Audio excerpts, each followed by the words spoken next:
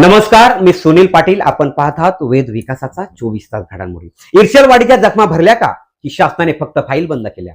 3 वर्षानंतरही पुनर्वसनावर गंभीर प्रश्न, आश्वासनांचा गाजावाजा, पण आपत्तीग्रस्तांच्या वेदना अजूनही कायम.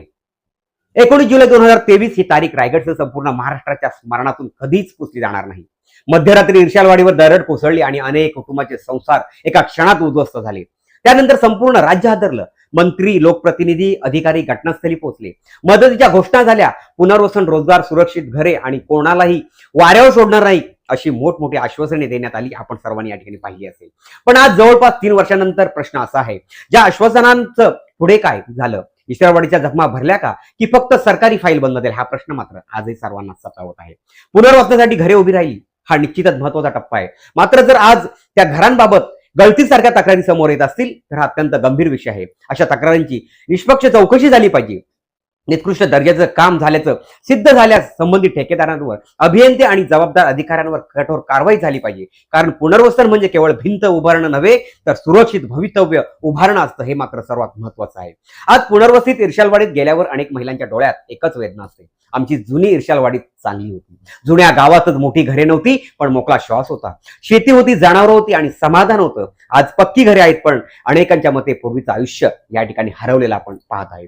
रोजगाराचा प्रश्न अजूनही पूर्णपणे सुटलेला नाही असं स्थानिक सांगतात. काही युवकांना संधी मिळाली, तर अनेक अजूनही प्रतीक्षेत आहेत. घरपट्टीचे प्रश्न कायम आहेत. बेपत्ता झालेल्या नागरिकांच्या कुटुंबांनाही विविध प्रक्रियांना सामोरे जावं लागत असल्याची भावना आज या ठिकाणी व्यक्त केली जात आहे. याचबरोबर आणखी एक महत्वाचा प्रश्न उपस्थित होतो. दुर्घटनेनंतर स्थानिक आमदार, खासदार आणि लोकप्रतिनिधींनी सुरुवातीला भेटी दिल्या, पण त्यानंतर गेल्या 3 वर्षात त्यांनी इर्षलवाडीतील प्रलंबित प्रश्नांचा किती वेळा प्रत्यक्ष आढावा घेतला? पुनर्वसनाची गुणवत्ता, रोजगार, मूलभूत सुविधा आणि नागरिकांच्या अडचणी सोडवण्यासाठी किती वेळा पाठपुरावा केला? हा प्रश्न आता जनतेच्या मनात उपस्थित होत आहे. आपत्तीच्या वेळी उपस्थित राहणं जितकं महत्वाचं आहे, तितकंच आपत्तीग्रस्तांच्या पाठीशी दीर्घकाळ उभं राहण्याची महत्वाचं या ठिकाणी मानलं जात होतं. इर्षलवाडीची कहाणी केवळ एका गावाची नाही, ती प्रत्येक सरकारला, प्रशासनाला आणि लोकप्रतिनिधींना त्यांच्या जबाबदारीची आठवण करून देणारी कहाणी आहे.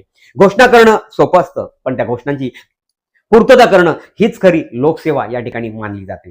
कारण दरड 3 वर्षांनी कोसळली, पण अनेक प्रश्न आजही ढिगाऱ्याखाली दबलेले आहेत. काल पुढे गेला, सरकार बदलली, राजकारण बदललं, बातम्या बदलल्या, पण आपल्या माणसांना गमावलेल्या कुटुंबाच्या वेदना बदललेल्या नाहीत. इर्षलवाडीला आता सहानुभूती नको, उत्तर हवीत, घोषणा नको, कृती हवी आणि त्या कृतीचा जाब लोकप्रतिनिधी आणि प्रशासनाला द्यावंच लागेल.